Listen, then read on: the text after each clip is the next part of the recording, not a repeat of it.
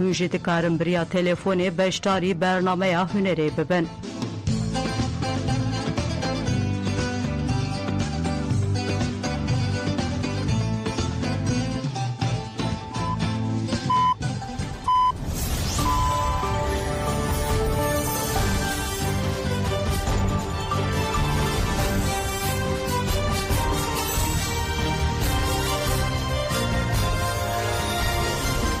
کاتتان باش بیسەرانی هێژە لە ناوەندی هەواڵەکانی ڕادیۆ دەنگیگەل بە یارمەتی هاوکارانم گەشتی هەواڵەکانی ئەم کاتژمێرەتان پێشکەش دەکەین.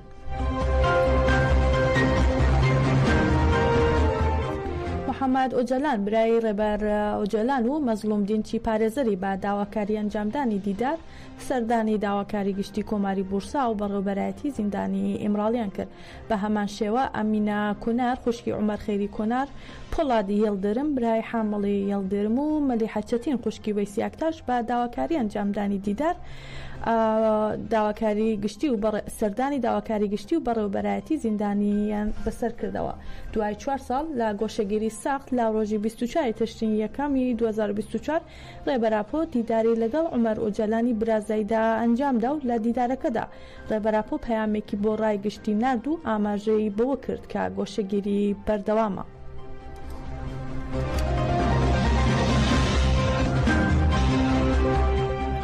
نەپەگا ڕایگەیاند چالاکیە گیانبازیەکەی ئەنقەرە لە لایەن تابۆری نەمرانەوە ئەنجام دراوە. نەپەگا ڕایگەیان چالاکیەکەی ئەنقەرە لە لایەن تابۆری نەمرانەوە ئەنجام دراوە. ئەو چالاکیە هیچ پەیوەندی نییە با ڕۆژەوی سیاسی ئەم مانگایی کۆتایی لە تورکیا و ناوەندێکی سەربازی کا کۆمەڵکوژی بەرامبەر گەلەکەمان ئەنجام داوە کراوەتە ئامانج. هەروەها نەپەگە جەخت دەکاتەوە و ڕای دەگەێنێت هەندێک هێز کە ماوەیەکە نزیک بوونەوەی تاکتیکی هێزەکانی گەریلا وەک لاوازی لێک دەدەنەوە بەم چالاکیە لە پراکتیکدا بینیان کە هەڵە دەکەن. ئەم چالاکیە بە تایبەتی لە بەرامبەر و هێزانەی کە لەم بابەتەدا هەڵویستێکی هەڵەیان نیشانداوە وەڵامێکە دەبێت بزانرێت هێزێک کە چالاکیەکی ئەوەندە پرۆفشناڵ و پێشکەوتوو دەکات هیچ ئامانجێک نییە کە نەتوانێت پێی بگات. هیچ چالاکیە نییە کە نەتوانێت بیکات. هێزەکانمان بە تەواوەتی لەسەر ئەم بنەمایە خۆی قوڵ دەکاتەوە و هەنگاو بە هەنگاو ئەمە لە پراکتیکدا جێبەجێ دەکرێت. بەڵام دوای 4 ساڵ وەرگرتنی پەیامێکی گەرم لە ڕێبەراپۆ کە لە ناو ڕایگشتیدا بڵاو بووەوە بۆ هەموو هێزەکانی گەریلا جێی خۆشحاڵیە و بارودۆخێکی وایە کە دەبێت لە بەرچاو بگیرێت. نەپەکە ناسنامەی دوو شەهیدی بەم شێوەیە خسوەتە ڕوو. مینە سەفژین ئاڵچیچەک بە ناسناوی ئاسیا عەلی لە ئێزمیر لەدایک بووە و لە 23 تشرین یەکەمی 2024 لە ئەنقەرە شەهید بوو. هەروەها عەلی ئۆرەک بە ناسناوی ڕۆژگەر هێلین ئەویش لە شەرناخ لەدایک بووە و لە 23 تشرین یەکەمی 2024 لە ئەنقەرە شەهید بووە.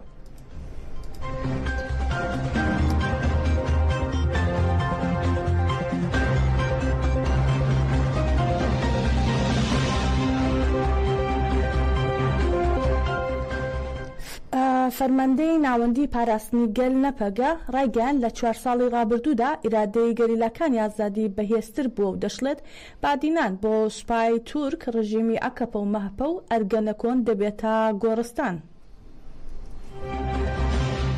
فرماندار بریارگاه ناوند پاراستنا گل نپگی مراد خارا اعلام ببیر خست که دولت ترک ربر گل کرد و پکه وک مخاطب قبول کریه و گفت خویادکه که رول دای سیاست دموکراتیک یا قانونی بانگ دولت بخشلی جالی جوهری و بانگ کوله که ربر گل کرد وک مخاطب دیتیه جخواش بلی و راستی تو چاره سری پکنایه اگر نزگاتی لگوری و حقیقت به و جالی کردان جی برسه و کرنی بده باش تزانین که آرمانجا دولت ترکیه و که ده دیزاین کرنا نویا روجلاتا ناوینده دستوری نده که کرد ببن خود استاتو با آرمانجا داگر کرنا سینورین میساق ملی تفدیگره کارا ایلان دیار کرد که گریلین آزادی کردستانی و تجاری ری ندن تاکتیکین شر تایبت دوی سردما گرینگا دیروکی ده جهر ده مزیدتر به بریارداریه که بلند رولا خود ده خطا ریبرا پوده دلیزه و ارکا خود به لایقی بجیتینه و بینه به تجربه خود و پرفورمانس خود ایدئولوژیک پولیتیک و لشکری و بهستر لبر خود بده و بسر بکوه دوی کس حساب شاش نکه قارا ایلان گوت که پرسکره که هری جدی جی سیستم تجربه و اشکنجه یا لسر ریبر اپویه لهمبری کو کامپانیای ناونتوایی بخورتی دوام دکن جی دوی اموکا تفگر و وکا گل بخورتی برسی و بدن راسیا ریبراپ و دستین وی خورد بکن وکا تفگر امنه لدیجی پیواجویا چاره سریا دموکراتیکن. پشتی او خواست تجربه یان امره نادن پولیتیکاین خاپاندنه که ده چارچوبه تاکتیک شر تایبت تین مشاندن وکا بری امره نادن پلانین خاپاندن و تیک برنه. پشتی که مطابقات لخسر دولما باشه هات خواندن ده نیسان در ریبراپو و بانگا کم کرنا کنگره پکه که بکرا و بانگا به انجام کرنا و پیواجوه بکرا. لطایف اردوغان مطابقات این کار او رد کرد. تجرید و شر فرض کرد. راستی بوی رنگیه. نه هنک راد بین که مینا تشتکی نوهای داخفن.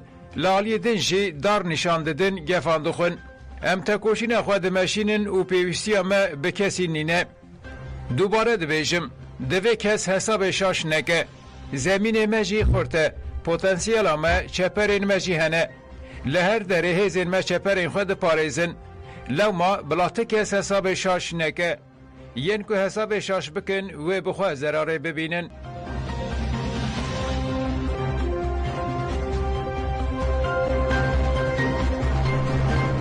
دەوڵەتی داگیرکەری تورک شەوی ڕابردوو دوو هێرشی ئاسمانی کردە سەر گوندی بارێ و کۆمەڵگای دگۆری شنگال و لە ئەنجامی هێرشەکانی شەوی ڕابردوودا ژنێک لە کۆمەڵگای دگۆری بریندار بوو. هێرشەکانی دەوڵەتی تورک ئەمڕۆژ بەردەوام بوو.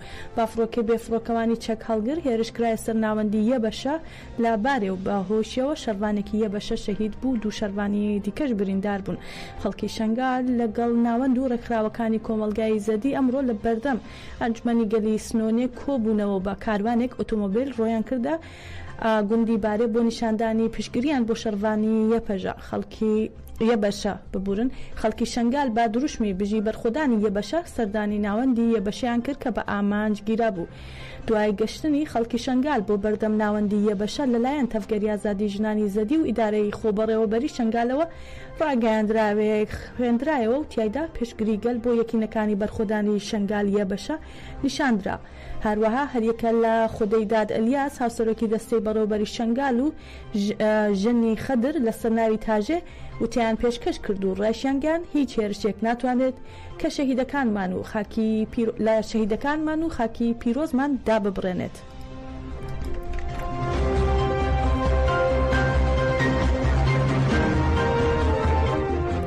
وزارەتی کۆچ و کۆچبەرانی عێراق بڵاوی کردەوە 180 ئاوارەی زەدی لە کەمپێکی پارێزگای دهۆکەوە گەڕاونەتەوە شارۆچکەی شنگال. وزارەتی کۆچ و کۆچبەرانی عێراق لەبارەی گەڕانەوەی نزیکەی 200 ئاوارە لە سنووری دهۆکەوە بۆ زێدی خۆیان ڕاگەیاندراوێکی بڵاو کردەوە و تێیدا دەڵێ 180 ئاوارە لە کەمپی شێخانی سەر بە پارێزگای دهۆک گەڕاونەتەوە ناوچەکانی خۆیان لە سنووری شارۆچکەی شنگال و دەشڵێن گەڕانەوەی و ئاوارانە بە هاوکاری لە پرسراوانی هەرێمی کوردستان و ڕێکخراوی کۆچینە و دەوڵەتی لە نینەوە بووە. هەروەها ئاماژیان بەوش کردو ئەو خێزانانەی کە گەڕاونەتەوە شنگال مێحنەتیەکان پارێکان بۆ تەرخان کراوە و یارمەتی مرۆڤیش دەدرێن.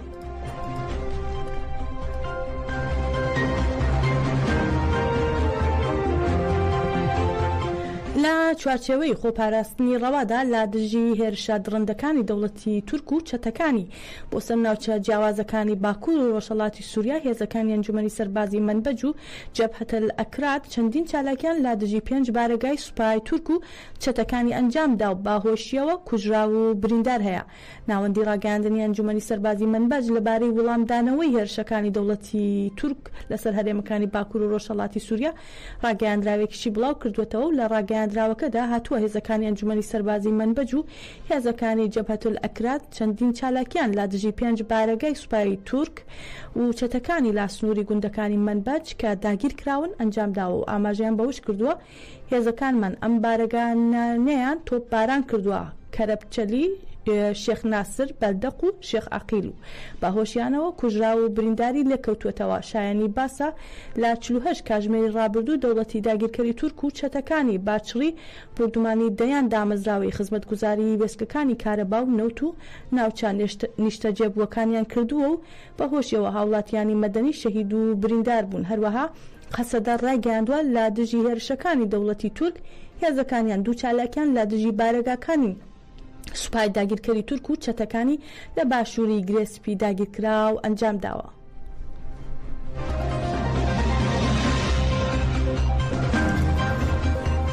ئیبراهیم ئەحمەد نژاد کۆڵبەری خەڵکی مەهاباد لە ڕۆژهەڵاتی کوردستان لە ئەنجامی تەقە و دەستڕێژی هێزە سنوور پارێزەکانی ئێران لە ناوچە سنووریەکانی سەردەشت گیانی بەخت کرد. بە پێی زانیاریەکان ئەمڕۆ دەستەی کۆڵبەر لە بەرزایە سنووریەکانی سەردەشت لە مەودای نزیکەوە و بەبێ ئاگادارکردنەوەی پێشوەخت کەوتنە بەر دەستڕێژی هێزە سنوور پارێزەکانی ئێران و لە ئەنجامی ئەم دەستڕێژێدا ئیبراهیم ئەحمەد نژاد پێکرا و دەستبەجێ گیانی بەخت کرد.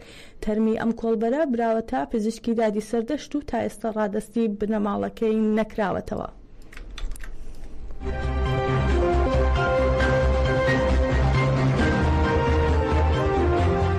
دۆخی تەندروستی وریشا مرادی ئەندامی کۆمەڵگەی ژنانی ئازادی ڕۆژهەڵاتی کوردستان کەژار کە لە پەرچەکردارێکی ناڕازیانە لە بەرامبەر دەرکردن و جێبەجێکردنی سیزای لە سێدارەدان لە ئێراندا 15 ڕۆژدی مانگرتنی بێسنووری خۆی تێدەپەڕێنێت ناجێگیر و خراپە. با پێی زانیاریەکان کێشی ئەم زیندانیە سیاسیە لە ماوەیەدا 7 کیلو دابەزیوە و دۆخی تەندروستیشی باهۆی دابەزینی زەخت میگرێن ئازاری جومگەکان و چۆتە حاڵەتێکی ناجێگیر و مەترسیدارەوە. دەوترێت فەرمانبەرانی نەخۆشخانەی زیندانی ئێڤین کە بە شێوەی ڕۆژانە سەختی ئەم زیندانیا سیاسیە کنترۆل دەکەن ڕایان گەیاندووە کە درێژەدان بە مانگرتنەکە مەترسی لەسەر ژیانی دروست دەکات و داوایان لێکردووە کۆتایی بەو مانگرتنە بهێنێت، بەڵام وریشە تا ئێستا ئامادە نەبووە سەرۆم وەربگرێت.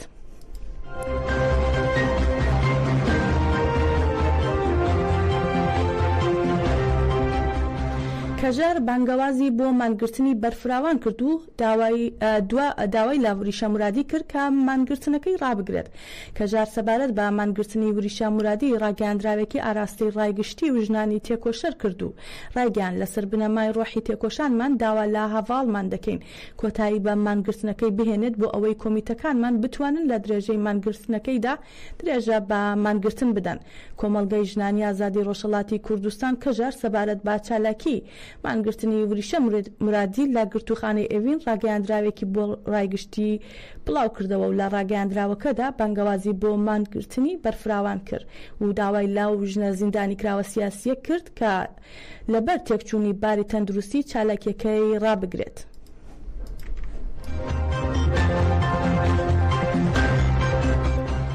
وەزیری دەرەوەی ئیسرائیل ڕایگەیان تورکیا تاوانی جەنگی لە دژی کورد ئەنجام دەدات و جیهانیش لێی بێدەنگە و دەشڵێت کوا گرنگیدان بە مافی کورد و تۆمارکردنی سکاڵا لە دادگای لاها لە دژی ئەردۆغان.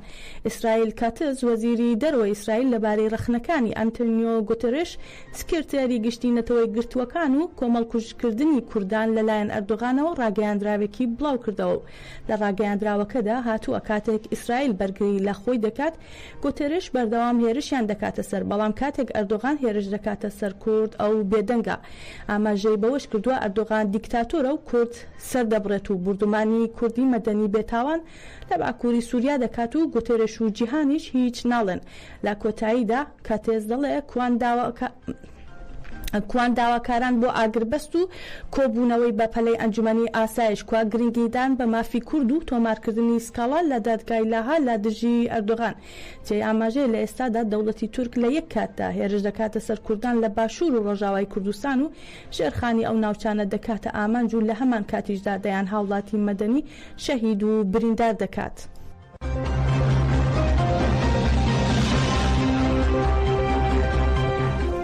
گۆڵناز کارەتاش ناسراو بە هەواڵ بێریتان 32 ساڵ لەمەوبەر بەدەستی ڕەشی خیانەتی ناوخۆ شەهید کراو. بێریتان لە نێوان مردنێکی شەرەفمەندانە و لەسەر پێ لەگەڵ مانەوەیەکی لەسەر چۆک و تەسلیم بوون بژاردەی یەکەمیان هەڵبژارد.